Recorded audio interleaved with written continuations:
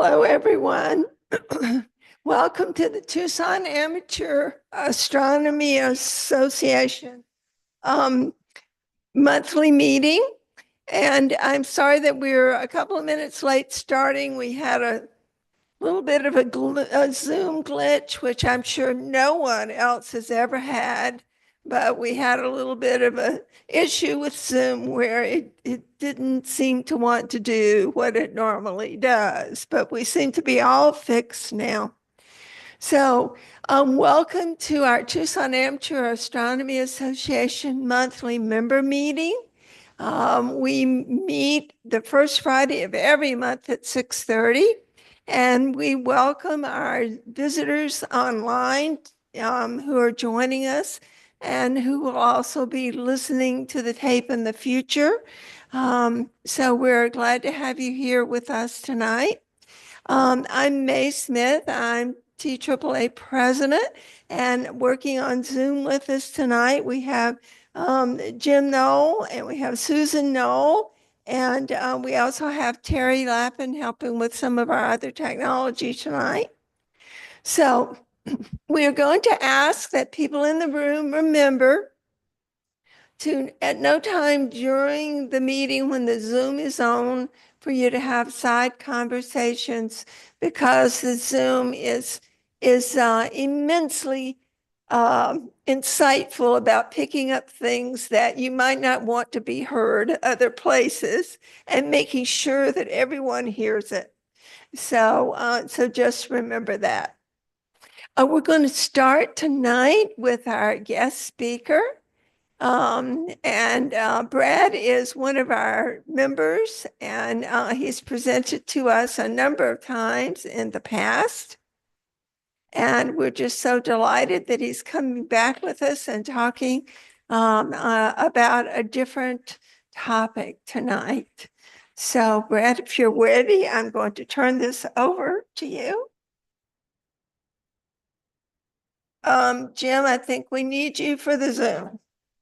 So we may have a little Zoom glitch here again occurring, sure, but we will get it straightened out.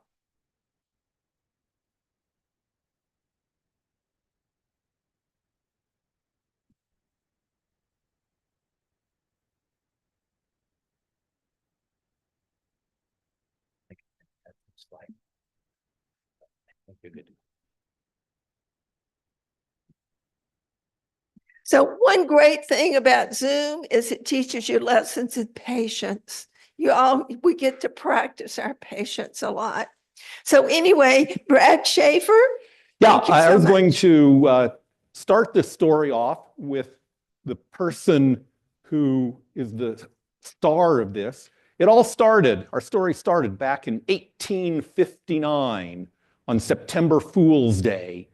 The star is Richard Carrington. He is a British amateur astronomer, one of the best in the world. And actually, for solar studies, he's quite well known for coming out with a lot of work on the solar rotation. He's one of the best solar observers ever. And part of what he did was he would go every day, he'd go out with his telescope and make very detailed drawings. Oh, here's an example of a drawing. Make very detailed drawings of the sunspots. And this is actually a wonderful record that we have here. And one morning, at exactly 11:18 a.m., he was looking at this particular sunspot, and he saw 4 white light brights shining, overpowering the brightness of the surface brightness of the sun. These 4 white spots were here, here, here, and here. And with modern knowledge, you can see that these white spots are actually just the footprints of magnetic loops that are coming down. So these are the footprints of the loops where you have the energy being emitted. In modern times, we would call this a white light solar flare. And this one happened to have given off a large coronal mass ejection that happened to be aimed at the Earth. Okay. Well, so he noted all this, fair enough, and very studiously wrote it down. His nearby neighbor, another top quality amateur guy named Hodgson, also saw it. And they wrote 2 papers in monthly notices, which appeared. There we go. And at the same time that they saw this white light solar flare, at Kew Gardens, the magnetometers went off scale. They just up and down, up and down. And in fact, the world over, magnetometers went off scale. There was something weird and incredibly strong going on with the magnetic field around the Earth at the same time. And of course, people very quickly made a connection here. Also, well, at least from England, later that night, there was aurora spanning the whole sky, bright aurora. And in fact, we now know from collecting reports around the world that aurora were seen the world over, going all the way down to the equator. Yeah, wow, it's right. Okay, so also a little bit later, there was weird electrical phenomena going around. Well, back at the time, there wasn't much in the way of wires or wires around. The best you had was telegraph wires. They don't provide too much of a loop, but with the telegraph wires, what they started finding is that they'd turn off the batteries, but the electrical wires would be sparking on their own. How'd that happen? In fact, in more than one of these telegraph offices that was unattended at the time, the sparks flew, and lit the whole building on fire, which burned down. So the people at the time knew something weird was going on. Okay, there we go. And so we call that, or we now call that, the Carrington Event. And Hodgson got a bad name for it, or missed out on this. Okay, so the Carrington events, we have a little bit of modern idea what they are. It's a coronal mass ejection, and the total energy in this Carrington event is roughly, well, it's hard to estimate for sure, but it's roughly 10 to the power 32 ergs. That's a unit of energy, and because not everyone works with ergs all the time, I'm going to define a new unit of measure, a new unit of energy called the Carrington, which is this, well, the energy of this one Carrington event, okay? Now, no Carrington event has happened since then, and there was no record, well, there's no real way of measuring it before then, but there was a record left in ice cores with nitrogen isotopes. And so you can go down deep in ice cores, and you can look for similar isotopic anomalies. And so we can get some sort of an idea of how frequently these Carrington events happen. And a Carrington event happens, with a substantial uncertainty, once every 500 years. Currently, we've been, well, 50, 60, 160, something like 160 years, we've had no Carrington event. However, you know, back in the year 2012, the sun gave off a powerful coronal mass ejection of a strength comparable to the Carrington event, and that coronal mass ejection just missed the Earth. Okay? We'll talk a little bit later about what would have happened if it had not missed our Earth. We've already had a close call. You might even remember where you were. Let's see, it was, well, sometime in July 2012. Okay, so that's the Carrington event.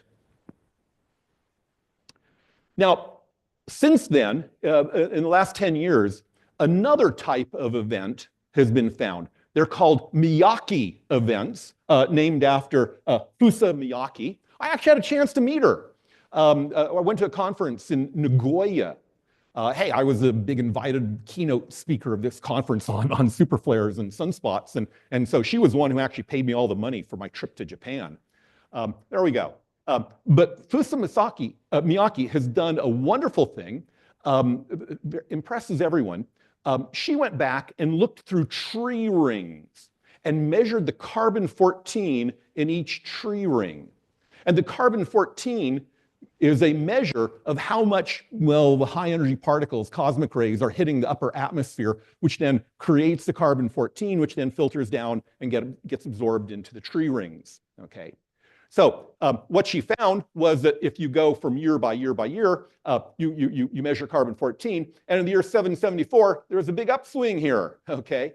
And you also had one in 665. And the only way you can go getting a big upswing like that in carbon-14 is by having some powerful particle event raining down on the Earth. And that's a solar flare. So we can make approximate estimates of how much energy was in it. And the estimated energy ranges typically from 1 to 10 Carringtons. So Miyake is finding Carrington events in the old tree ring record, okay? And some of them are a little bit more powerful than the Carrington event itself. So for incompletely sampled, but in 15,000 years, they've found 9 examples, okay? So they happen. So these are presumably events that may be somewhat more powerful than the Carrington event. But we have a record of this. Our sun is doing this sort of thing. And so these Miyake events and the Carrington events, we can get an idea of what the rate is of these things. Okay, so here's a plot. On the vertical axis is the time between flares. So if you have something high up on the axis, you have a very frequent flare rate, okay? If you down low, they become very rare. So for example, well, down here you have one flare, time between flares is 1 billion years, really pretty rare, like it's not gonna happen. So we can go placing, well, on this plot here, on the other axis, we have the flare energy. Well, here it's in ergs, but here's 1 Carrington right here, okay? Now, for ordinary solar flares that are dime a dozen, small ones happen frequently, and large ones happen, well, infrequently. And so it's fairly well measured here what this curve is doing below 1/10 of a Carrington, and the curve is going off in here. It's a nice power law. It's an e to the 2, or well, in this depiction, it's e squared power law. And that's what all of these things do. So we can be pretty confident that the slope of this is e squared. So here are big solar events. Those are like the ones that cause power blackouts around Canada and things like that. Here are the Carrington events. And so once every 500 years, you have a Carrington event at 1 Carrington of energy. Here are the Miyake events, and there are substantial uncertainties in these points in here. But you can see we can be pretty confident in the E squared power law, and there you go. So this is to set the scene for how frequently these events are going to happen. Now, we can start asking ourselves the question of what happens when you have a solar event. So we actually do know, and some of us have lived through it and remember it, what happens if you have an ordinary big solar flare. This would be like what you had that caused the power blackouts in Canada and in Scandinavia and actually also down into America. So an ordinary big solar flare, not a Carrington event, but an ordinary big solar flare has repercussions down here on the Earth. One of them, well, I already mentioned, is you have power blackouts. The particles come in, change the magnetic field, you induce current in current loops. We have current loops now. They didn't have them back in Carrington's day, or didn't have much of them, but nowadays we do. And so what you do is you're going to blow out the transformers and you get power blackouts, okay? And so for a big solar flare, you get blackouts, especially in the northern countries. That's one effect of these big solar flares. Another effect is just simply to go off and see an aurora down to far south latitudes. And here's my thematic t-shirt for this talk here. I have a nice good aurora here, yeah, but whatever. Okay, but you can, for these big solar events, you're going to have aurora going quite far south, okay? Also, the ions raining on the atmosphere are going to go suppressing the ionosphere. And so radio waves don't bounce. And so a large amount of radio communication gets bollocksed. You can't do it, okay? There you go. Also, even for one of these mild, big solar flares, you also had a lot of satellites that had their electronics fried. Okay. In the case of, well, in the past 2 decades, there have only been a few cases where satellites have had trouble, but then we haven't had a full-up Carrington event. Okay. And so these are the sorts of things, troubles you get if you have an ordinary big amplitude solar flare. Okay? Easy. But what happens if you have a Carrington event? Well, you know, a Carrington event is going to go blasting the Earth at maybe 100 times more powerful than the one that screwed the Canadian provinces with power blackouts there. Then, all of a sudden, you're going to have, with a full-up Carrington event, you're going to have, well, it's unclear whether you're going to have most of the satellites going down permanently, or just many satellites going down permanently. Okay. Okay, there you go. That's the type of effect you can go getting with a full-fledged Carrington event where a coronal mass ejection is slamming right onto the Earth. Okay. Now another effect. Well, there are 2 primary effects that would actually affect us, other than just simply seeing a wonderful aurora. One is killing many satellites up there. Another primary effect is going to be the power grids. Because what's happening here is the power grids are big loops of wire. And you have these magnetic events, you know, like what they measured at Kew Gardens. And what happens is the magnetic field changes, it's being pushed down. And so the magnetic flux in these wire loops is changing fast. And by Faraday's law, that induces high current, or it induces a high voltage, which makes for a high current.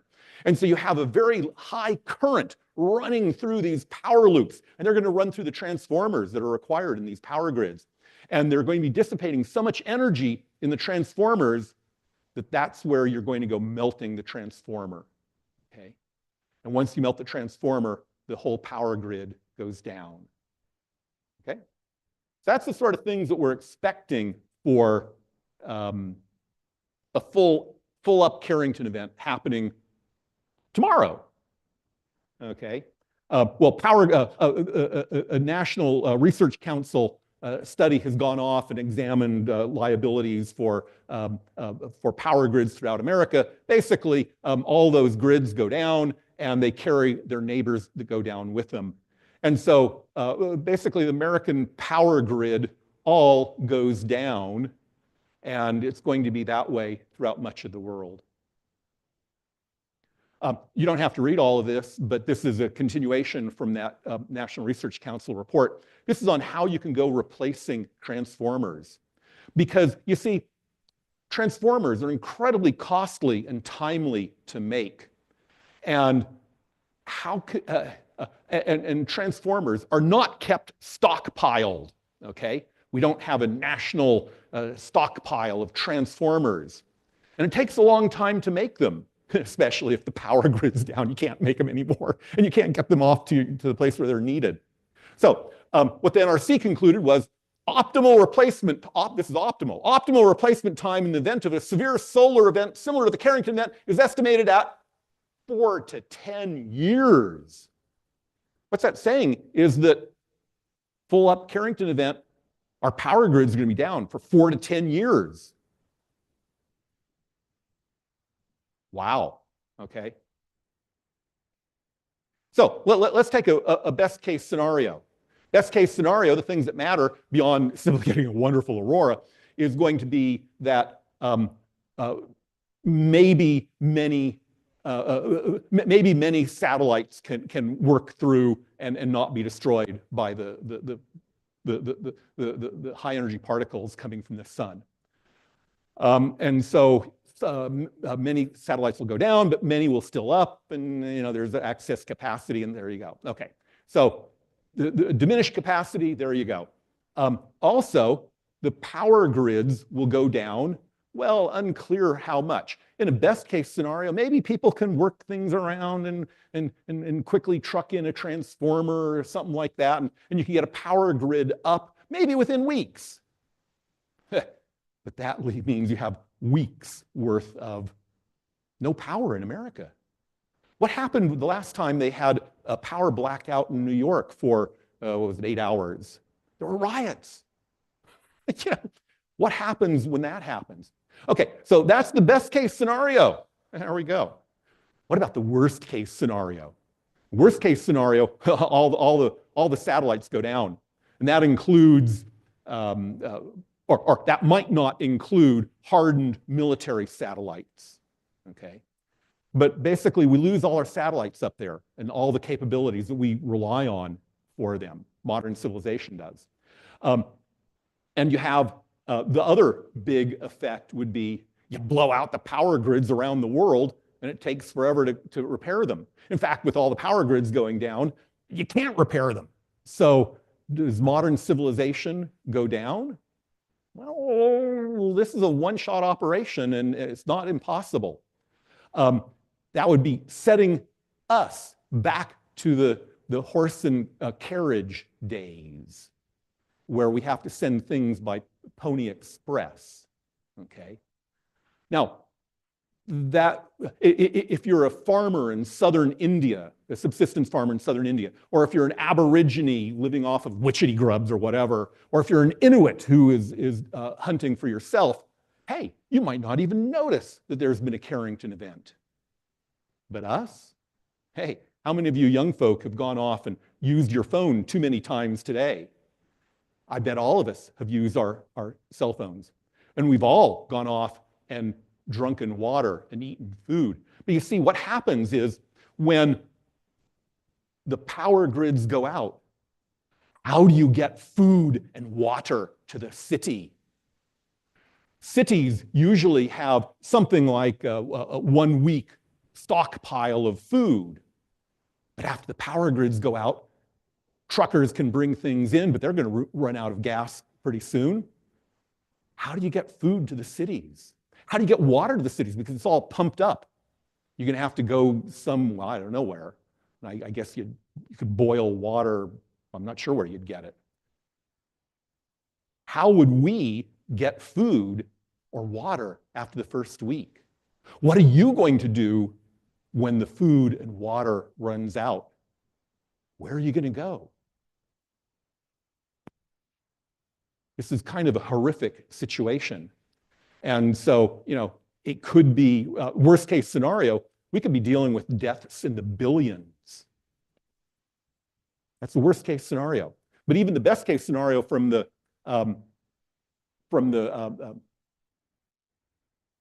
even the best case scenario from the National Research Council has deaths in the tens of millions. That's the best case.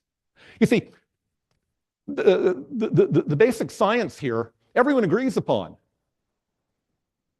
but no one has done anything about. For example, people both in the power industry and in politics don't really know what's going on. Recently on a random cruise, I was out there with someone who happened to be high up on the emergency preparedness for the Australian power grid. He kind of controlled everything. And he'd never even heard of the Carrington events or anything like it. Much less, he had no way of knowing when a Carrington event is happening. Because if you have a little bit of advance notice, in principle, you could just simply open your transformer and make a large air gap that the sparks can't run over. You'll save your transformer. When the event's over, you replug it in and you're back to being fine. But if you don't get any advance notice, what do? You can't do anything. And there's no way to get the NASA satellites, which can see these incoming Carrington events, there's no way to get that information to anyone. So what do? Politicians have no idea about any of this. And this is the one-stop thing. I guess maybe asteroid collision might be another.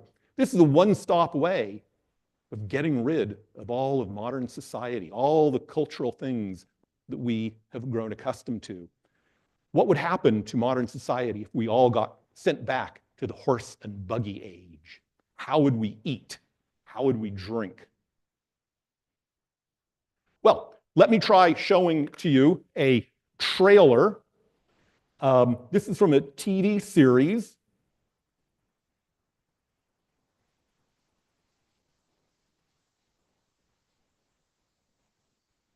here we go. So this is a trailer of a TV series called The Carrington Event.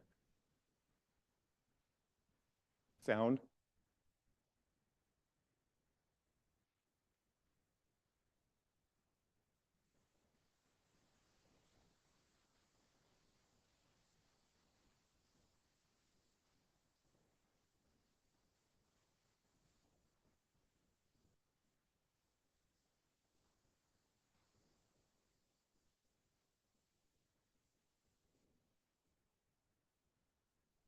Well, while we're doing this, let me ask, get things a little bit out of order. Let me ask, or maybe not. Can you hear it? Maybe.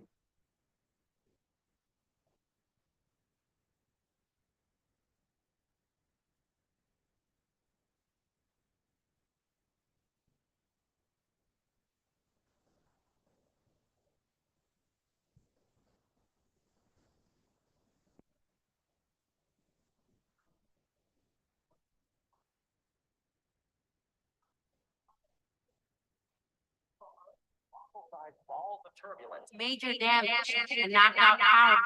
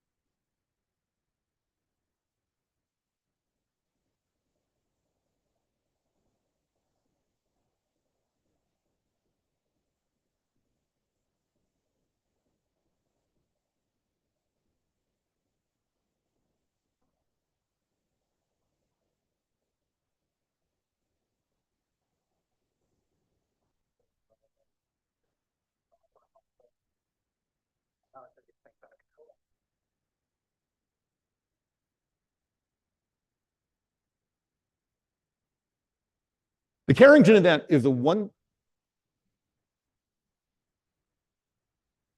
Carrington Event is one-stop shopping for the end of our modern civilization, and it could happen tomorrow, and no one's doing anything about it. So let me start sharing again here. Let's see, which one was it? I think it's that one. Okay, that's the Carrington TV trailer. Fair enough. So let me ask you the Carrington question. You're going to have to answer here, if not to me, in your own mind. Okay. Okay. Imagine you go out tonight. We go out of the meeting. It's clear sky. You look up and you see this sky-spanning aurora here in Tucson, even going all the way down to the southern horizon. It's bright. It's really bright. Okay. Well, our first reaction would be go, ooh! But then what happens when the lights go out? And then what happens when you start seeing power lines in the vicinity sparking? Okay. You know a Carrington event's happening. Okay, so the Carrington question is, when this happens, what's the first thing you do? Gulp.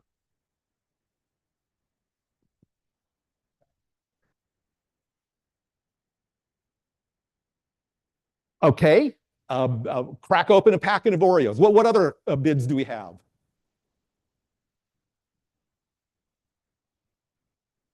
Get out your telescope. That's not going to be very effective. I think that's kind of irrelevant at this point. What do you do?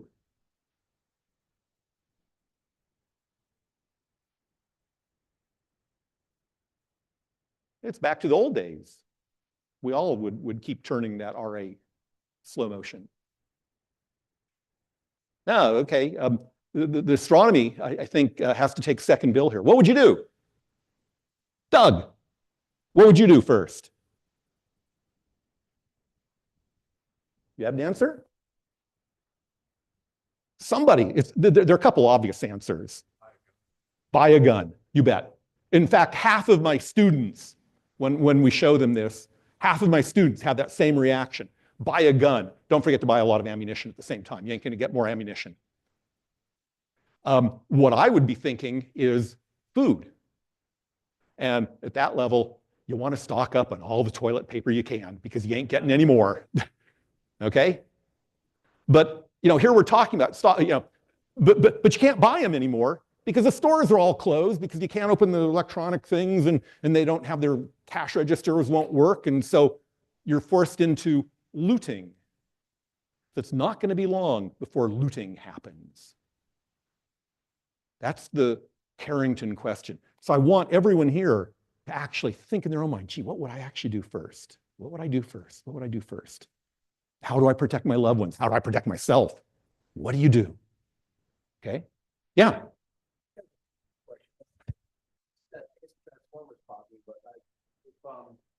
Would the effect reach the individual houses as far as electricity being causing fires and things? Probably not. Live off the grid, like you got. If you live off the grid, you're golden. The effects happen only when you're out above the atmosphere or if you have a large loop of wire. So your car probably won't go down. So you'll still be able to run your car, or at least as long as you have gasoline, but then you can't pump in more gas because the pumps don't work, they're electrical, and then what do? You start looting the gas station with a siphon, There you go. Doug. So if your house is powered by solar panels, they actually shouldn't be fried because small electrical loops are perfectly fine. Presumably, the sparking on the electrical power grid isn't going to go down into your house. Actually, so that's a good point. Hey, I got solar power up in my house. I'll be partly fine. I don't have any batteries for it, but during the daytime, I'll be able to keep the refrigerator running. That won't be any good for getting food. That won't be any good for getting water. So where do you get food? Where do you get water? What do you do? Gad. Okay, so that's the setup of the problem. Now I'd like to go and talk more about the astronomy connections of it here. So we've been looking at how our sun has a large amplitude solar flares, even up to Carrington events and Miyake events. So even back in the 70s and 80s, people started looking around for similar stellar flares or solar flares on stars you can call stellar flares. Okay, and they found them. Most of what they found was in one small class of stars. Small, very red, very low luminosity main sequence stars. And there, an ordinary stellar flare, which would be minor on our own sun, actually can produce a lot of light that is visible because the underlying star is so faint, you can actually see the flare. So what you have here is, well, here's a typical, I think this one's of UV SETI, the name type. Here's a light curve showing as a function of time the brightness of the star, and it gets very bright with this characteristic impulsive start. There's a spike in the middle, and then it goes down to an exponential decay. Okay, so there's this whole class of M dwarf stars called flare stars, which have large amplitude flares. Okay, fair enough. So, stellar flares had been seen in these cases. For more ordinary stars, say like on our own sun, it's a hard game to play to find these because in optical light, even a Carrington event does not add that much extra light to the sun unless you can resolve it like what Carrington did. So what you have here is you can't really see ordinary stellar flares on stars, on ordinary stars, but you can if you look off in the radio and the X-ray, because the sun is relatively much less luminous in radio and X-ray, so a big flare can be seen in X-ray and radio, and many people had seen those on occasion, okay? So we do know that other stars out there have ordinary stellar flares. Okay, fair enough. Okay, So back in late 80s, I was going around looking for optical flashes from gamma ray bursts. And one of my big concerns was the optical flare background rate. In other words, how frequently are optical flares in the sky, and could they go confusing you could you go confusing them for gamma ray bursts? I had to know the background rate. So I started collecting large amount of data, telescopes in Chile and Cerro Tololo, and also here actually up on Kitt Peak. And I was collecting large amounts of data from amateur meteor observers and from the AAVSO. And so what I found was that there are indeed stars out there that definitely had some sort of a stellar flare on them. They weren't small amplitude flares. They were big amplitude flares. They were, you could calculate, they were greater than 1,000 Carringtons. Some of them were even up to 1 million Carringtons, okay? Now, the stars that I saw them on were, well, here, they're all around the HR diagram. And so here's white dwarfs, here are red giants, there are a couple Myers in there. Here's the hot blue stars, our sun is down in here, and so on, okay? So I found 24 examples of stars that were more than 1,000 times more energetic than they had any right to be, or there was any precedent for. At the threshold of a factor of 1,000, it becomes a new phenomena. In other words, what you're dealing with is not just ordinary solar flares, okay? And so I defined them as a new group, a new phenomena, and I coined the name superflares. And by definition, they're greater than 10 to the 35 ergs per second, or greater than 1,000 Carringtons. Okay, so we have this new phenomena called superflares. And you know, when I started looking around, I started finding superflares all over the place. Once you start looking, I found, well, superflares all over the HR diagram, superflares on very small red dwarfs, superflares on Myras, superflares on sun-like stars. I started finding them all over the place, all over the HR diagram. It's much more frequent than anyone could possibly have imagined beforehand. And you know, this last point here, superflares on sun-like stars. You know, around about the year 2000, I realized, hey, that's actually kind of special. Because, well, they're sun-like stars. And so I found observations for 9 stars that are perfectly ordinary, everyday, garden variety, no exotic nothing stars, F8 to G8 main sequence stars on the main sequence that had these mother amplitude flares, okay? Well, what do you do? And in fact, 2 of these stars, Kappa in there, 2 of the stars had previously been selected by other people, totally independent, actually by 2 independent groups. They had been selected as being among the closest solar twins, indistinguishable from our own star. Oh, gulp. And this raises the obvious question, gulp, can our sun have a superflare?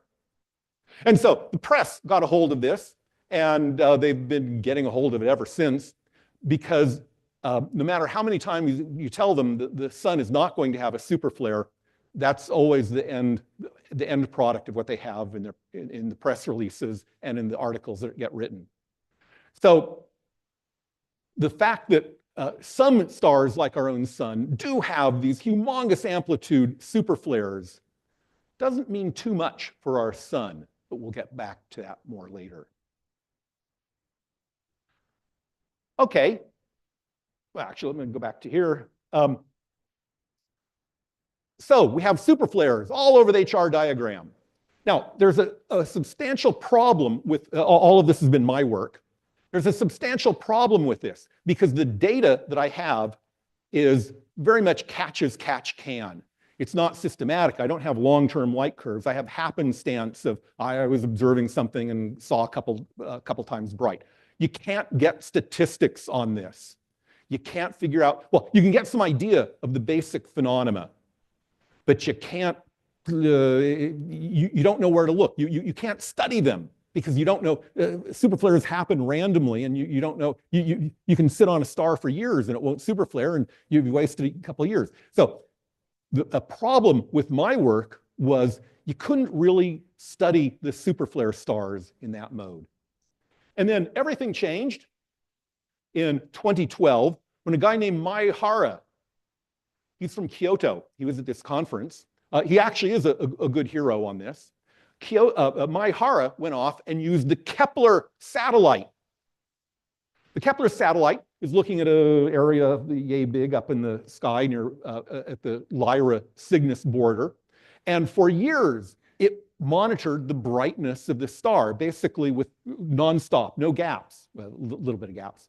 And you get a light curve, very long. And so a superflare star, you can see it because you just see a light curve going along and then it goes up and down and it goes up and down again later. And suddenly you can start getting demographics. Suddenly you can start seeing things. And so here are some of the light curves for them. So this is a light curve. This is the time in days. And you have a rapid rise, and then they fall off exponentially in the usual way. The position on the HR diagram, well, they're all solar-like stars, G-class stars on the main sequence. So all of the Maehara's superflares are in there. The typical energies of these are from, 1,000 Carringtons. Well, some of them even get up to 1,000,000 Carringtons, okay? But they have the same e to the minus 2 power law. So this is what Maehara found. And finally, we can do demographics. One of the important things, at least conceptually, is that we can do a number distribution. So this is a plot very much like what the plot I'd shown you before. And you see the same e to the minus 2 power law.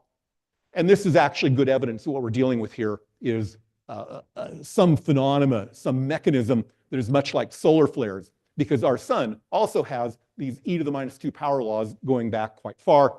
And also, for that matter, flare stars have that also.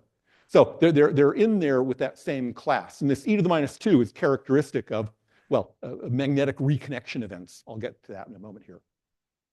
There are a variety of other demographic things that you can get in here. But the point is that we actually have some, with Maehara's observations, we actually can get a good understanding of the demographics. We can study them. We know which stars to look at. We know which ones are the frequent superflares and so on. Once Maehara realized that you can start looking at using Kepler data, well, many groups have gone off and used Kepler data and later TESS data and have found superflares on everything. Well, you can read them through here. Even Proxima Centauri, the star closest to our own sun, has superflares. And that superflare even gets up to naked eye brightness. Whoa. And that actually has some implications because we've recently learned that Proxima Centauri has a rocky Earth-sized planet rotating in the habitable zone. Whoa, first place to colonize. But if you go colonizing there, well, can you live through the superflares? Oh, probably. You might have to burrow down into soil underneath, but then all of a sudden it's not just going out there and taking off your helmet and actually, you can't even do that because what the superflares are going to do, superflares on Proxima Centauri are battering the planet and they're battering the atmosphere. The atmosphere does a good job of protecting the planet at the surface, but what happens is the atmosphere slowly gets eroded. And so over millions of years of superflaring, Proxima Centauri has gotten rid of the entire atmosphere of this rocky Earth-mass planet in the habitable zone. And with no atmosphere, you can't have water, you can't have liquid. There's not much opportunity to do chemistry on a barren rock. And all of a sudden, life originating becomes hard. And life for colonists will become hard. Anyway, the point is we're finding superflares all over the main sequence. And there we go. They all have fast rises, exponential decays. They're all over. Something that depends on exactly how you count, but 5 to 10% of all stars out there are superflare stars. Gulp. So there are a couple moral lessons that I get from this. One is that most astronomers who are working on superflares are concentrating only on solar-like stars. But there's a lot more information out there all around the HR diagram, and they should be paying more attention to this. Actually, this slide here, it was taken from my Nagoya talk, where I was advocating for all the Superflare professionals in the audience that stop fascinating about the stars and the sun-like stars, that there's a lot of opportunity out there for other types of stars. Another thing you have to realize is that if you have a physical mechanism that makes superflares, basically identical superflares all over the place, it has to be a very universal mechanism. So it's not like it's a Mira star that does it, or it's not like an eclipsing binary where you have an accretion disk. No, these are just ordinary stars that are doing it. And the mechanism has to be mostly invisible, because we can't see the difference between the superflare stars and our sun. So it's an invisible difference that all stars have, and there's only really one candidate for that. That's magnetic fields. So largely, this is you could call it a proof that the superflares are caused by magnetic fields, and that can only be reconnection is providing the energy for the event. So let me describe how that works. What you have here is, well, it's much like our sun. You have an ordinary star, there you go, it has sunspots on it, and you have magnetic loops that go down to footprints. And what happens is these footprints are tied into the gas that you have in the sunspot. And that gas is roiling around and bubbling and boiling and twisting and turning, and that's making these magnetic loops twist and turn and intertwine and mix up. And what happens when you get a strong magnetic field and you get it twisted and twisted, the magnetic field breaks. And so what happens is the magnetic field breaks, and the energy in the magnetic field, which is a lot, starts wrapping back down. And the Alfvén waves from that start accelerating ambient electrons. And so the electrons get accelerated to relativistic velocities. And these electrons are then carried down and will slam into the surface of the star. And then it's just ordinary, we'd call it bremsstrahlung. You get a lot of electrons pounding a lot of energy into the gas at the surface of the star, and the gas at the surface of the star is going to start emitting radio, X-ray, optical, brightly. So when all these electrons get down to the ground, you start getting white light flares. You start getting X-ray flares. You get a superflares. That's the physical mechanism for what's going on. And all of these magnetic reconnection events have one particular set of 4 universal laws. Okay? That's how we can recognize the magnetic fields. That's how we can recognize the cases. Now, let's go back to that plot I've been showing you before. Here is the number distribution. I already showed you a version of this for superflares. The typical superflare star is along this line. And we know this has e to the e squared power law here, fair enough. And you can see that the typical superflare star is greatly displaced from our sun. So, for example, if you're asking the question about, a superflare that is 1,000 Carringtons, that's the minimum. Remember, a superflare is not less than 1,000 Carringtons by my definition. If you have a minimal superflare, you get a frequency of once every couple billion years, and it's about a factor of 1 billion to get up to the superflares. So superflare phenomena is greatly different than solar flares, even though they share a similar mechanism. There's something else, there's something different going on in a superflare star. Okay, let me talk to you about another star, kind of a fun star. This is V2487 Ophiuchi. Okay, it's a recurrent nova, only one of 10 known in the galaxy. And it's a recurrent nova because, well, it went off in the year 1999. And my student and I, Ashley Pagnota, we went to Harvard and scanned through too many plates there, looking for prior eruptions. We suspected it was a recurrent nova, and we indeed found that it was a recurrent nova. We found an eruption in 1901. So this recurrent nova erupted in 1901 and in 1999, and undoubtedly the eruption, it's erupted probably 3 or 4 times between 1901 and 1999. The trouble is, well, it's an Ophiuchus, and the eruption light curve here is very fast. You know, we're already down to 13th magnitude 2 weeks later. So the eruptions are incredibly fast. So if an eruption happens to go off when the sun, well, when it's winter up here in the north, there ain't no chance in the world of ever seeing this eruption. So we probably have missed quite a few eruptions here. Nevertheless, we did find one. So V24870 is certainly a recurrent nova. And so I spent a vast amount of time at telescopes at McDonald Observatory at Chile, and actually also up at Kitt Peak. You can get it well enough there, trying to find the orbital period by looking for photometric modulation. Never could find it. There we go. But I have a vast amount of time on this, and Ashley started working on this also. And so between the two of us, we put in a proposal for having Kepler to return light curves for this. So we got a 70-day light curve of V24870 with Kepler, okay? I'll get back to that, show you the results here in a moment. Now, what is this V24870? Well, V24870 is a recurrent nova, and that means that the configuration of it is you have a relatively normal star spilling matter over into an accretion disk around a white dwarf star, and the matter accumulates on the surface of the white dwarf, and when it's piled high and deep enough, it goes nova.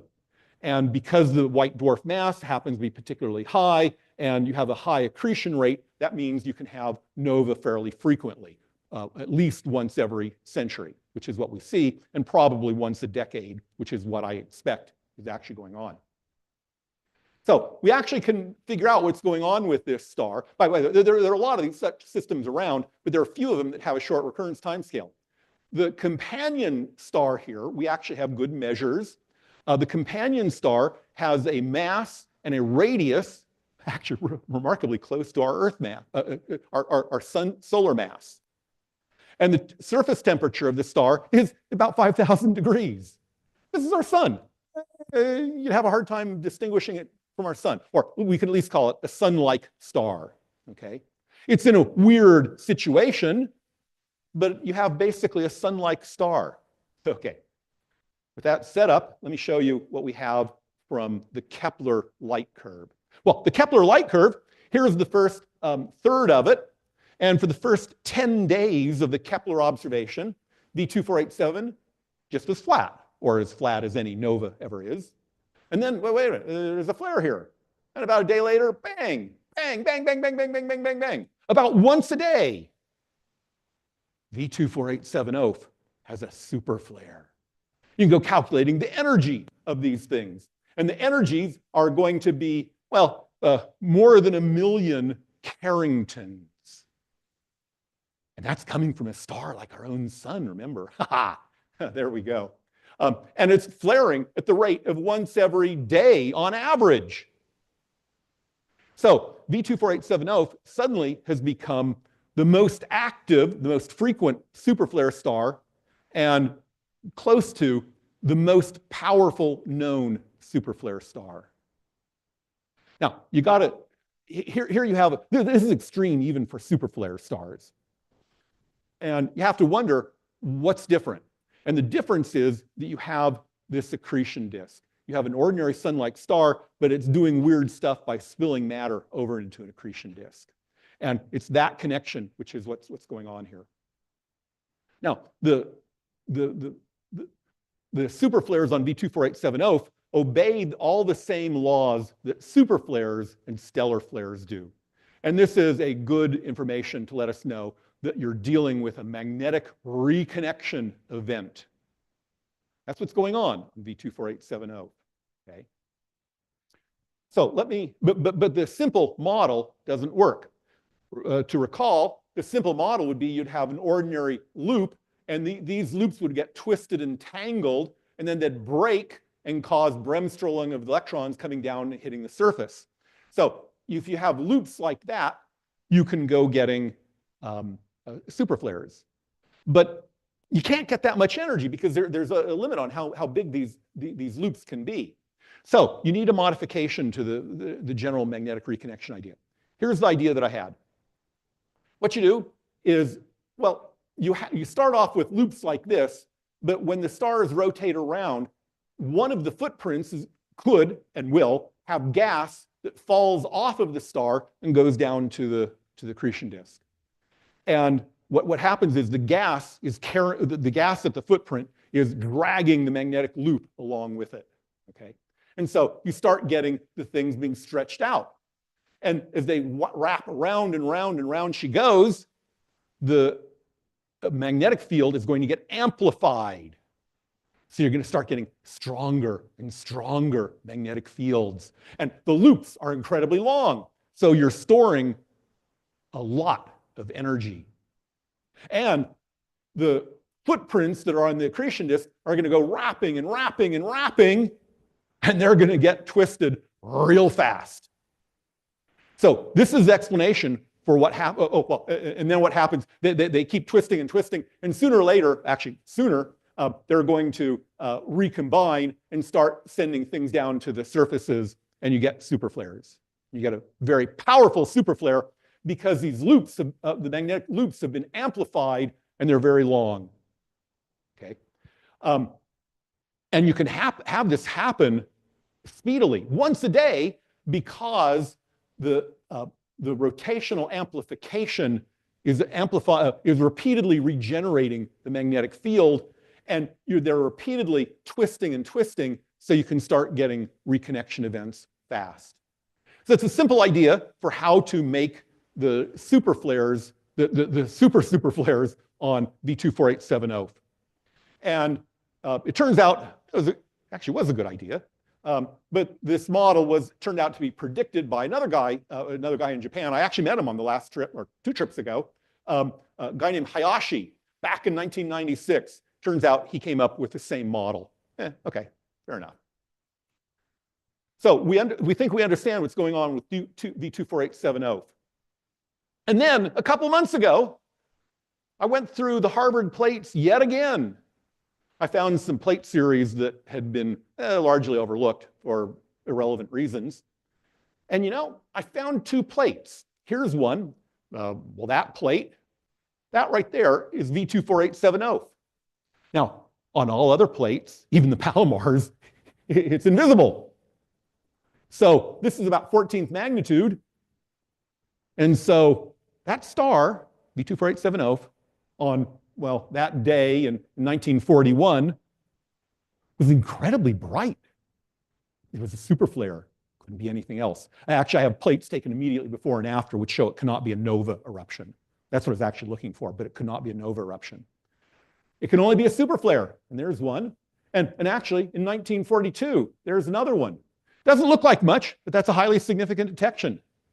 So in 1941 and 1942, V24870 had superflares.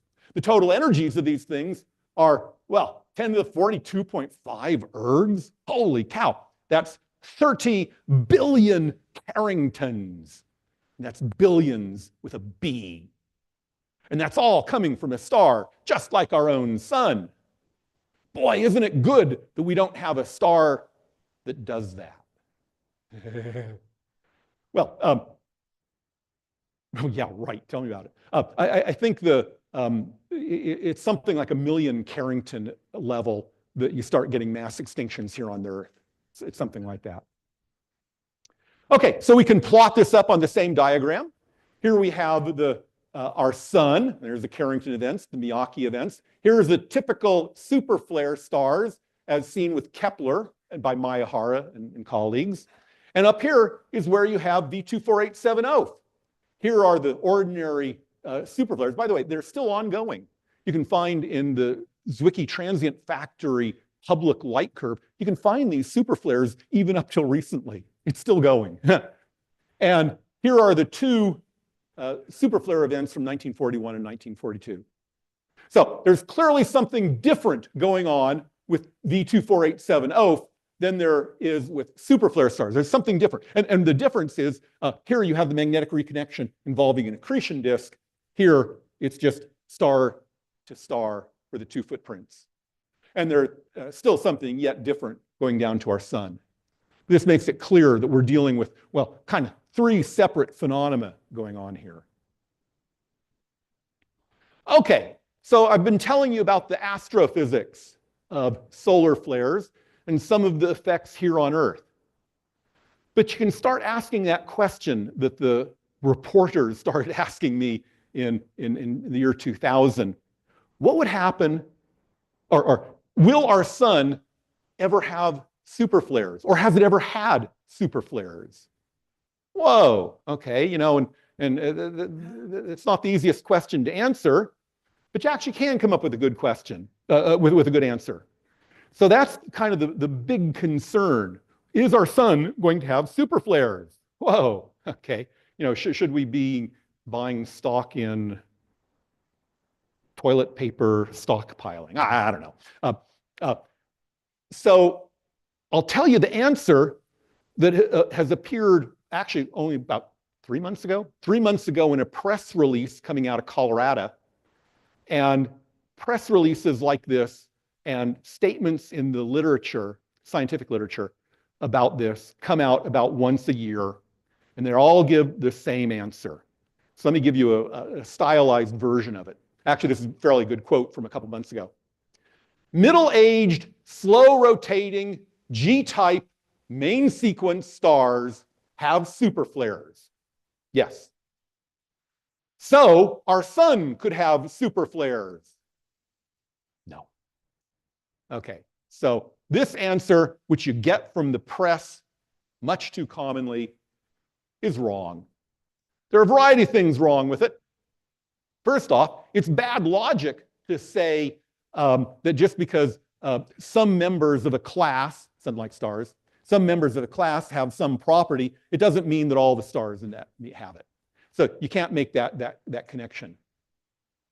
Another thing, another reason why this answer is wrong, or it's missing the whole point, is because it is misleading to the press, the public, the scientists, and to politicians. It is distracting us from the real threat. The real threat is Carrington events, not superflares on our sun. The Carrington event is a real threat. But if you start going around and telling politicians, oh, the sky's falling, our sun can have a superflare any moment now, and they start looking around, they say, no, but you're wrong. You've already distracted them from the real trouble of the Carrington event. So this answer is wrong in many different ways. And to get a more correct scientific answer, the real question is about what is the rate of superflares on our sun. I've already, I can show you, for example, the question of whether our sun has ever had superflares. And well, there are a variety of ways we can go collecting evidences for it. And keep in mind, a superflare is something that is more than 1,000 Carringtons. Okay, we can go putting a limit. Our sun has not had a greater than one Carrington flare in the past 150 years, because in the past 150 years, we've had no Carrington magnetic storms. Okay. Similarly, greater than 10, there have been no global aurora for the past 1,000 years, other than the Carrington event. Okay. If you go to it, also, if you go to looking for events more energetic than 10 Carringtons, well, there haven't been any Miyake events that are greater than 10 Carringtons in energy in the last 15,000 years. And we can know that by looking at the spikes in the tree rings, spikes of carbon-14 abundance in tree rings. Okay, so we aren't here up to we're just talking about Carrington and Miyake events, or a little bit larger here. To get up to a superflare, you have to have more than 1,000 Carringtons. So it starts getting a little bit harder to get data, but if you had the sun with greater than something like 30,000 Carringtons, Well, there hasn't been any unexplained mass extinctions in the last, 100 million years or something like that. So there haven't been any large amplitude Carrington events in that long time. This is saying our sun has not had our sun has not had superflares. Or if you look for even more larger amplitude superflares, 1 million Carringtons, well, if our sun had had a 1 million Carrington event anytime in the last 3 billion years, it would produce ice. It would melt large amounts of ice on the Jovian, some of the small Jovian moons, and those would get then frozen in and would see them today. We do not see such flat plains of melted ice refrozen on any of the outer moons. So our sun has not had has not had high amplitude Carrington events. Yeah, question.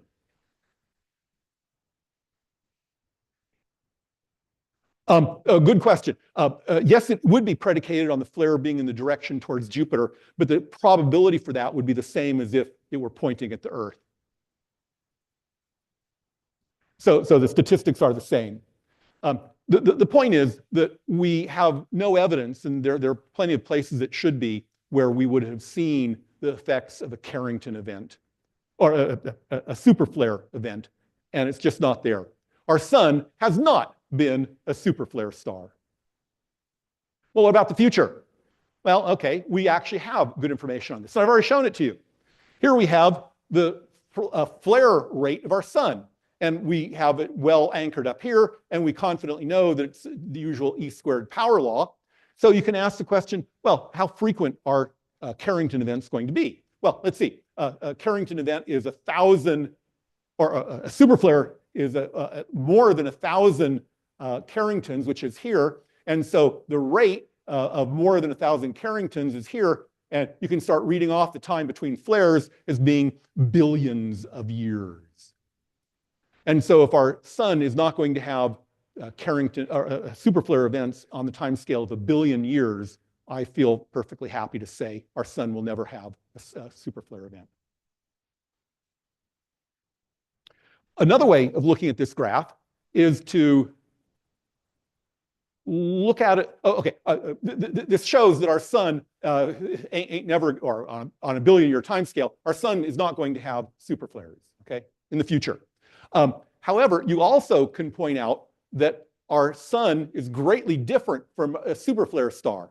So for example, if you look down here at the frequency of the minimal superflare event, there's a factor of more than 1 billion in here.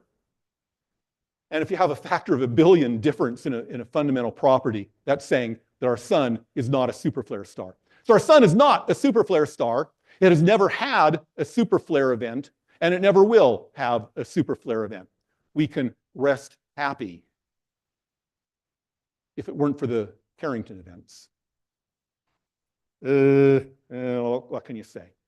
Well, anyway, let me show you the slide which I used at the end of my keynote talk in this conference on the topic in Nagoya. I'm proselytizing with other professionals in the audience to hold back on their press releases and to not make press releases which are, well, scaremongering, okay? So, well, for them, scientifically highlighting superflares on our own sun is wrong for all the reasons I've just been mentioning.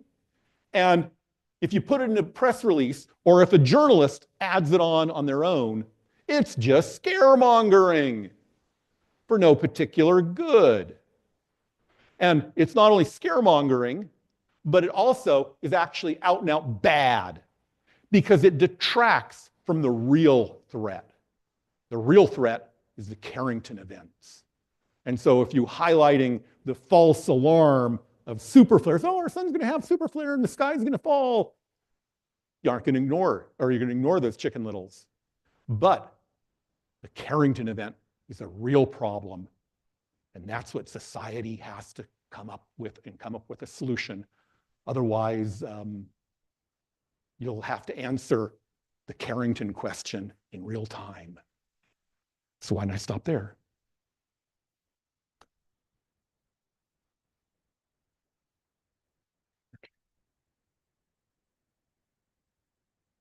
Boy, sounds like I got people scared, which might even be right. Yeah. Can we wait? Do we have a I'll microphone? repeat this question. Keep going.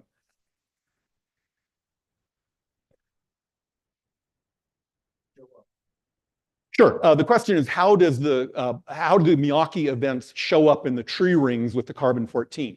What happens is, kind of showing the whole through case, is you have the Miyake event, a stellar flare, high particle flux, it hits the top of the atmosphere, and it does some nuclear chemistry, nuclear reactions, which turns carbon-12 into carbon-14, and that goes into typically carbon dioxide. And then the carbon dioxide with carbon-14 in it diffuses in the atmosphere, diffuses down to ground level. And at the ground level, then trees' ordinary respiration will take this in and use it for building the next ring out in the tree ring.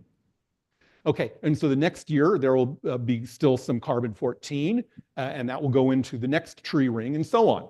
And the carbon-14 is going to die away as it diffuses and gets used up. Okay, so what Miyake has done is they've taken cores through these tree ring, cores of the trees. And for each one of the tree rings, what she did was she then extracted a very small amount out, put it in a mass spectrometer, and you can determine the relative ratio between carbon-12 and carbon-14. And under ordinary circumstances, there will be mild fluctuations, not much. It'll truck along at a constant level. And so what she found was, well, yeah, it trucks along at a constant level, but like a year 665, I think was one of them, suddenly the carbon-14 goes up that you measure with this mass spectrometer from the material from this tree ring. So that's how you go measuring the carbon-14 in the tree rings.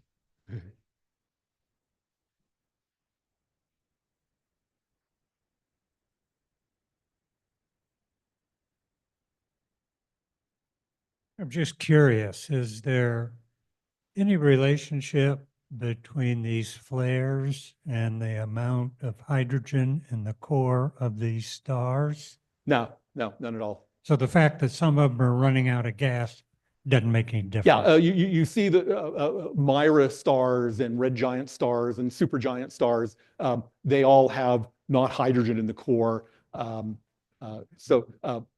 But they still have superflares. Superflares are entirely a surface phenomena. That's where the magnetic fields are. That's where they can be in free space and then can go twisting and recombining, creating the superflares. Actually, let me bring the microphone back to him. Ha! You dared ask a question. So let me repeat my question to you. What would you do when you see a Carrington event overhead? What's your answer? I'd pick up a good book, sit down in the chair, and take life as it comes. That might be a rational solution. Yes, okay, there we go. So you wouldn't go for looting guns and ammo. Yeah, that's not my style either. So we have a young person here. So you might go for the guns and ammo business? I really can't see you very well. You have tall white socks, so I presume you're old. So my answer is I would go to the Winchester, grab a nice cold pint, and wait for all this to blow over. That might be a reasonable thing. And I hope many of you get that reference. I don't, but I got the idea. Yeah, and maybe it'll blow over in a couple weeks if we're lucky. Maybe it'll blow over in a couple lifetimes if we aren't. So have we done similar isotope analysis with the actual Carrington event and use that to calibrate? With which event? With the OG Carrington event, the actual one in 1859. Oh, yes. And the actual Carrington event is not blatant in the tree rings. And this is loosely, this is the grounds for thinking that the Miyake events are a little bit more powerful than the Carrington event itself. And there's a lot of technical worries here because you have the particle event and you have other parts of the coronal mass ejection. And if only one part of them hits the Earth, maybe you won't get the tree rings, but you'll get the Carrington event. So there's a lot of give and take on that, but yeah. Yes. How long does a Carrington event last? Well, typically, the Carrington event itself, the white light flare was over within a few minutes. The magnetic phenomena kept going for days. The particles hitting the atmosphere kept going for maybe 2 days. And so we're talking kind of 2 days. There you go.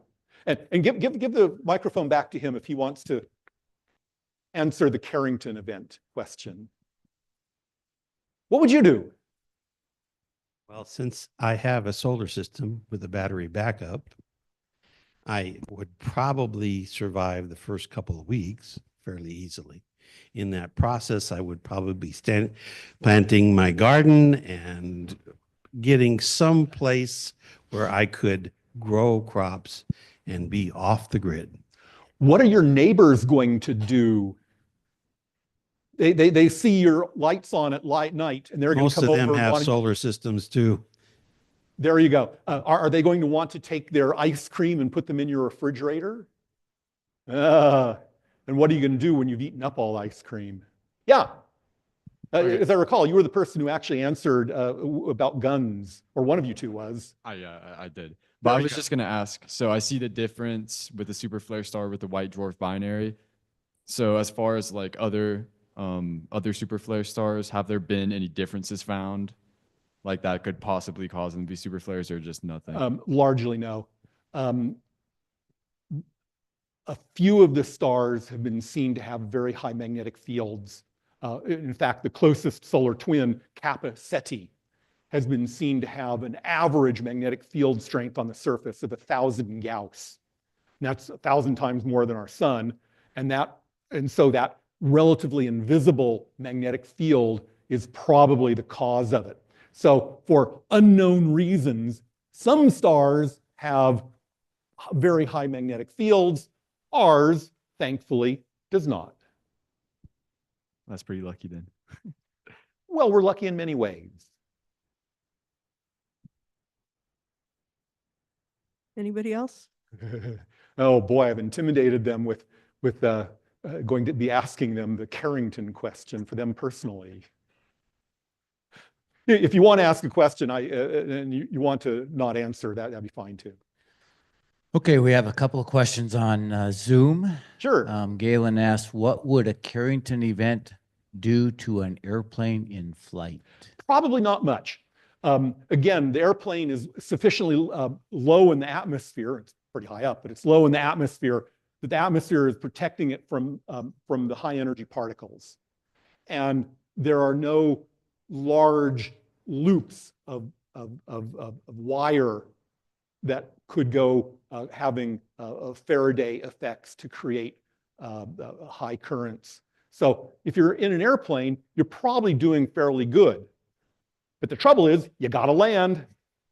And what you're going to do when all of a sudden every plane in the sky suddenly is trying to land at the same time, and the runway lights are out, and there's mass confusion, and there's no radio, so you can't talk with the tower, and you'd be like one of those Calvin and Hobbes things where you have people swooping in to anyway, whatever. Yeah, an airplane should be fairly safe, although I wouldn't want to be in one because the airplane's going to have to land, and that might be problematic. All right. Question from Vernon Dunlap. Would a Carrington event impact the entire Earth or just the side that is facing the sun when the CMI hits the Earth? Well, these last moderately long time, so the Earth will have a chance to rotate into the field of view or into the sun-facing side. But largely, you have the magnetic fields are going to get it to curve around to the night side. After all, that's how you get the aurora on the night side.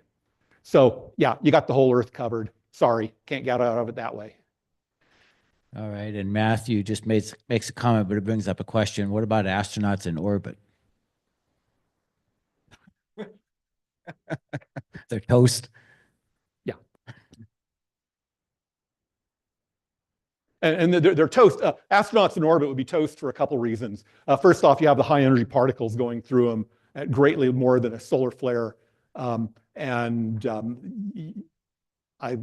don't know how they'll die, but it's not going to be long. And then there's all the spacecraft electronics is going to die. And so you don't have air recirculators and you don't have anything working, and you're just living in this big metal cave that has nothing going on. So you wouldn't live very long in your sickly radiation-induced way. Yeah, astronauts aren't going to last long. Let's see, Richard Spitzer asked, did the Kepler data show any repeating superflare stars? If so, any regularity? Oh, yes, indeed.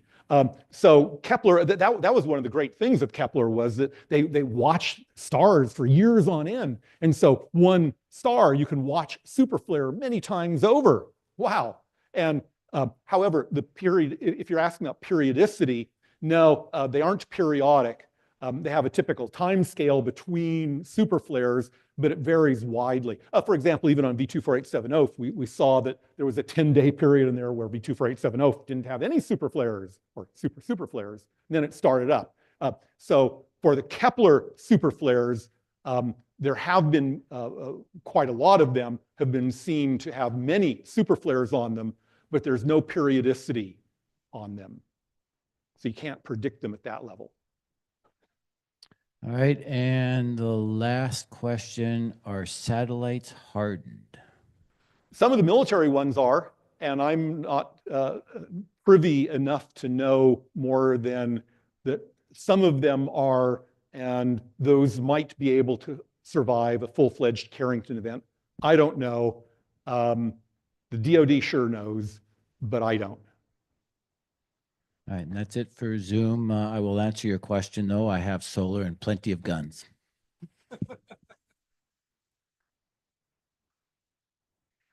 All right, I'm glad I'm a friend. Terry, you just got the microphone, so you now have to answer. Oh great. gosh, you don't have to if you don't. I'm moving in with Jim and Susan. You don't have to if you don't want to. Okay, fair enough. That's what I'm doing. I'm joining Jim and Susan. Okay, so on I lost. Okay, on YouTube we have one question from Jeremy, and I don't know what slide it relates to, but he's wondering what E means. The E in those various graphs is the energy, the flare energy. So for one Carrington, that's 10 to the 32 ergs, or one Carrington. And so the V24870 superflares had energies of E values, E of 10 to the 42.5 Carringtons. That's 30 billion Carringtons. So the E is the flare energy. Okay, over and above the energy of the star. Correct. Yes, okay. This is the energy expended for the flare alone. Actually, also, it's only for the radiated energy, the light energy that it spends out. It also is going to be producing, shedding off a lot of energy in accelerating particles to high energy. Okay. And then I have a question. I'm trying to understand the difference between the effects of a Carrington event and an EMP type, other than one's more global than the other. I don't have a good answer on that.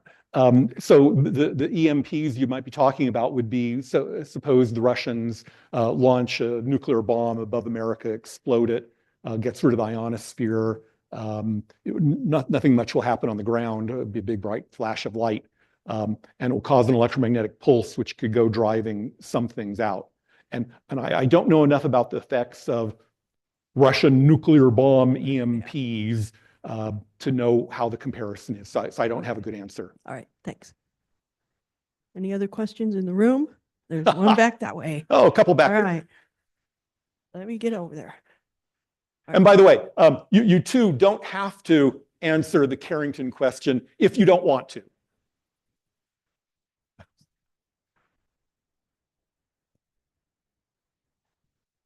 Did you know that Jim has guns and that's what he'd be doing with the Carrington? Are you good with this? Okay, yes, ma'am. My question is, do you have enough data yet that it could be incorporated into the Drake equation? Would there be any impact on it? Sure. The question is whether the superflares go impacting the Drake equation. You know, I never heard it asked, that question asked, but that's actually a relevant question. It's a good one. So I can tell you part of the answer, and part of the answer would be that for stars that have frequent superflares, those superflares will go eroding the atmosphere of all the planets in orbit around it. And so one of the great results, awesome results of modern astrophysics has been the realization and the proof that when you look out in the sky, basically every star has planets around it. And many of those have planets in the habitable zone. But if it's a superflare star, then those planets will have the atmospheres blown away. And then all of a sudden it becomes a lot harder to have life on it. Because again, you blow away the atmosphere, you can't get liquids on the surface, you can't have an atmosphere. All you have is a rock, and it's hard to have meaningful chemistry in a rock. So you would think that it's relatively unlikely to have a life form. So yes, that's one way it can go affecting the Drake equation. But I'll tell you, thinking quickly here, that that's not going to matter too much. Because I already quoted that only something like, well, we can quibble about exactly thresholds, but something like 5 or 10% of the stars up in the sky are superflare stars. And so that means that there's an extra factor in there of 0.9 in the Drake equation.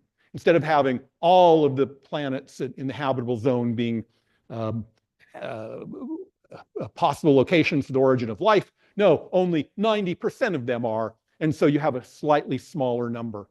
But not everything's a superflare star. And so yes, you can still have Epsilon Eridani be the home planet of Mr. Spock. I was just one. Oh, no, yeah, yes, ma'am. Yes, ma'am. Oh, I was just wondering what effect this would have on all that space junk up there. Ooh, that's another question I hadn't thought of. Well, if you really have a Carrington event, it really doesn't matter whether there's space junk up there or not. So a quick glib answer is, it doesn't matter, who cares? Maybe a more technical answer would be a superflare coming in will indeed puff up the Earth's atmosphere to some extent. And so all of the low or the relatively low orbiting junk debris in low Earth orbit will have a higher atmosphere. And so they're going to start having their orbit decaying a lot faster than they would otherwise. And for a while, the Earth's atmosphere will be puffed up by quite a lot. And so a lot of the low orbit material is going to fall in. It won't affect the high Earth orbit. But again, who cares? You know, when you're trying to get food and water here in Tucson, I don't care whether you have a Kessler effect or not. Yes, sir. Back to the white dwarf example. Could it be something that because it's got a neighbor that's large and has large mass, could that be affecting how many flares are shooting up from You it? mean on V24870? Yes. Well, yes. So my model, or actually Hayashi's model, is that the reason V24870 is having very large amplitude superflares and very frequent superflares is because you have this apparently, well, it's not unique, but it's the only one we've ever found, situation where you have an ordinary sun-like star and it's spilling matter into an accretion disk. Now, why V24870 has humongous amplitude superflares, whereas its sister recurrent nova, Scorpii, I've spent a lot of telescope time on that. USCO does not have superflares. Why V24870 is different from a virtually identical Scorpii or CI Aquili or any various other systems, I don't know. All we can say is, for some reason, V24870 has high magnetic fields. Now, the other sun-like star that has a higher magnetic field than ours, Kappa Ceti, that's the sun, the solar twin. okay, could something have been like large that went past it and had that effect on it, or they gave it the large magnetic field, or something that maybe we don't see? Well, actually, Kappa Ceti is the only star that a superflare star I know of where we have a measure of the magnetic field, and it happens to be very high. And it's a hard observation to make. And I have heard of no explanation for why it should have such a high magnetic field. Maybe it's alien. No, forget. Sorry, I mentioned that. No, we have no idea. Part of the trouble is modern physics always has a hard time with magnetic fields. They're just so incredibly complicated and hard to handle, especially when you get them into plasmas. Nobody knows what's going on, and nope, no idea.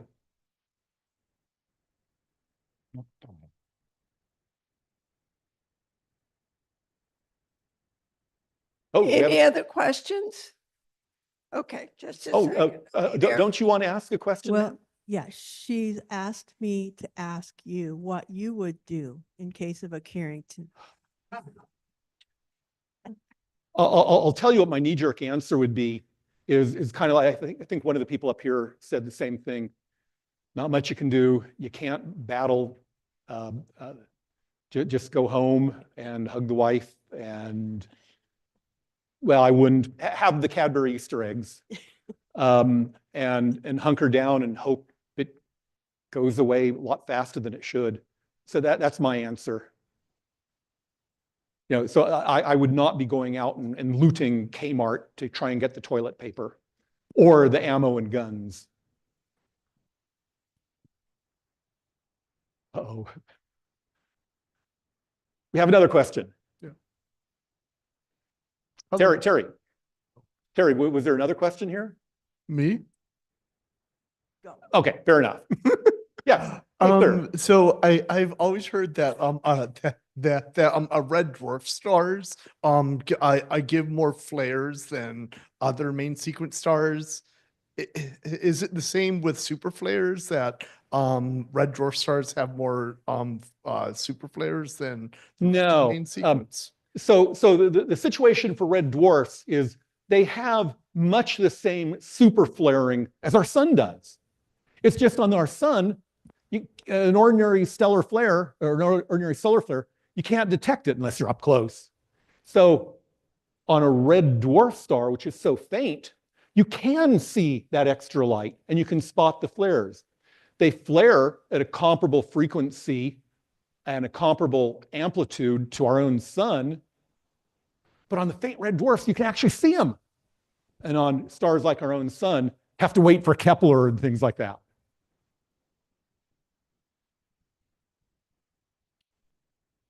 Okay, so for us in the room here, we want to know who our best friends are. Who actually lives totally off the grid in this room? Don't raise your hand. Don't raise your hand. All right, great.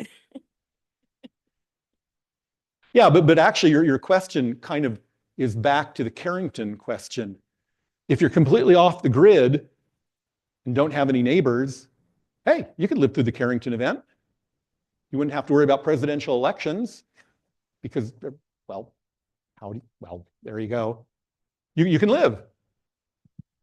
But is there anyone here who, I guess this is another version of the question, is there anyone here who doesn't use satellites or power grids or have neighbors?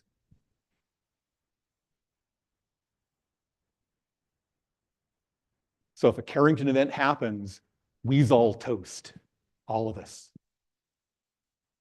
Unless you go off and buy the guns and you actually manage to loot places well enough in advance and have a big stockpile of toilet paper. Trouble is people will be coming to you for your toilet paper.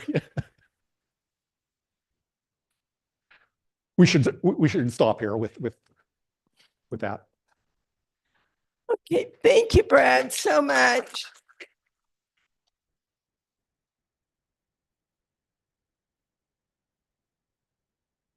Okay, Brad Schaefer's always a hit with his interesting talk, so we appreciate that, Brad.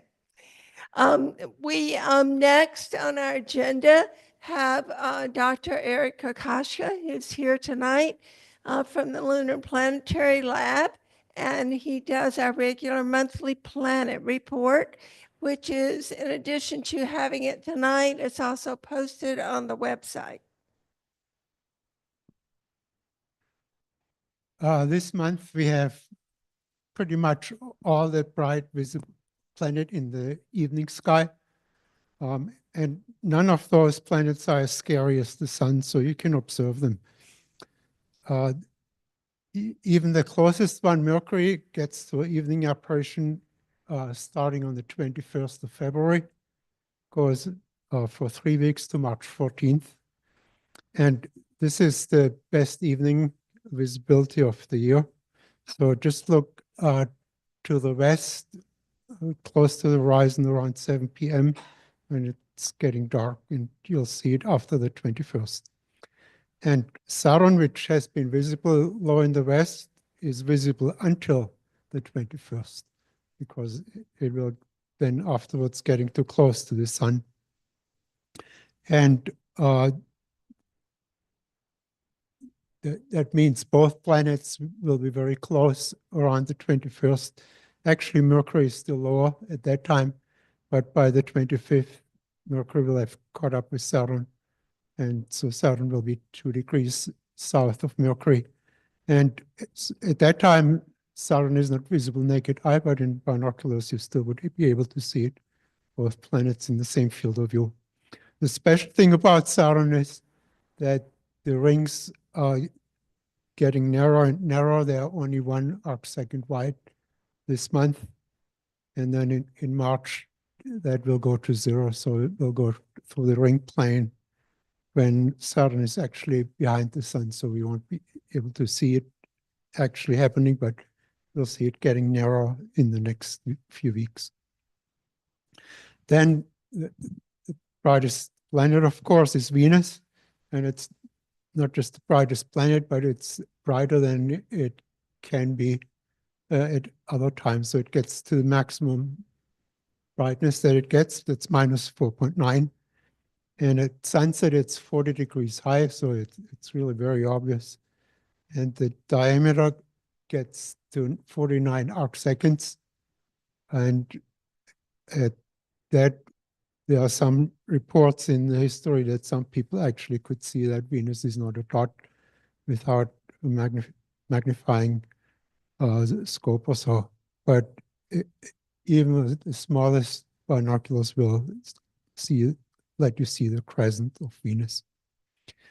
And so by the end of the month, it's only 16% illuminated, so it's getting a nice thin crescent by that time.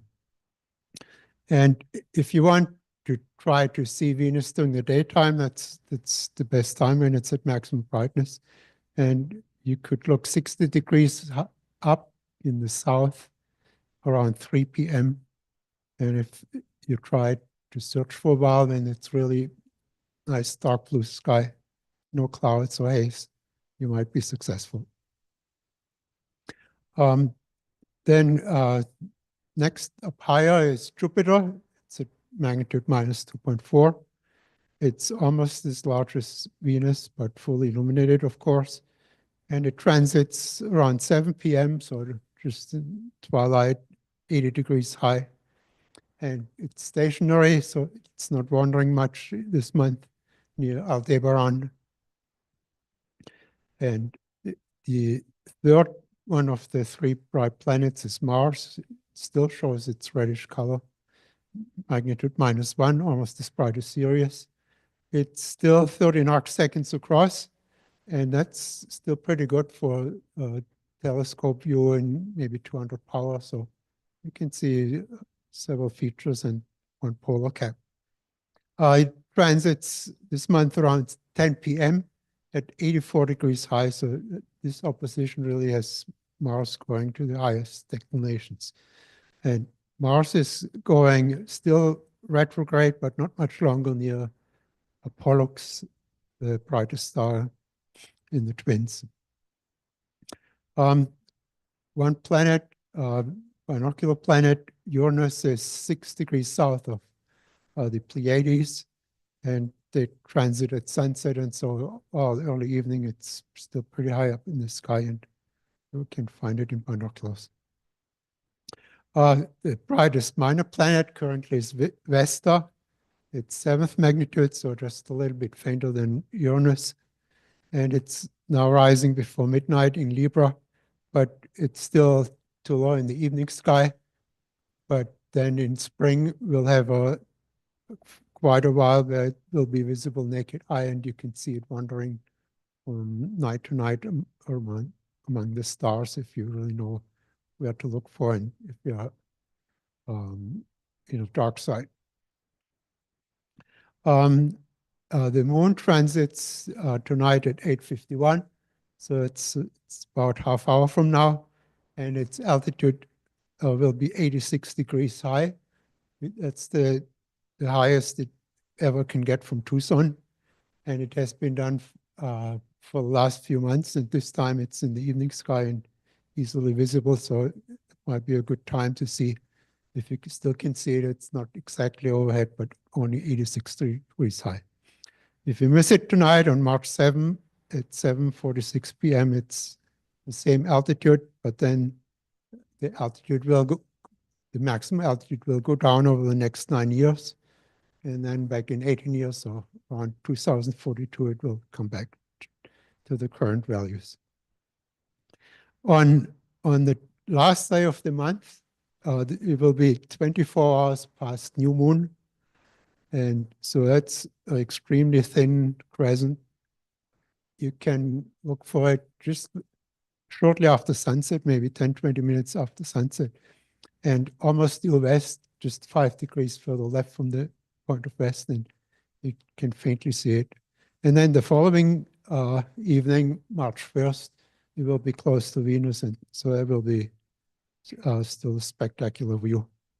Looking forward to March, we have in March the equinox on the 20th, and the same day is Venus in inferior conjunction. So that means Venus will be closest to us. And actually, it won't move close to the sun, but it will move 8 degrees north of the sun. And that means on one night, it will be visible in the evening, and then the next following night, it will be visible in the morning already. So it really jumps from the evening sky to the morning sky every 8 years when it passes the sun so far north. And the biggest event in March will be March 14 total lunar eclipse. Thank you.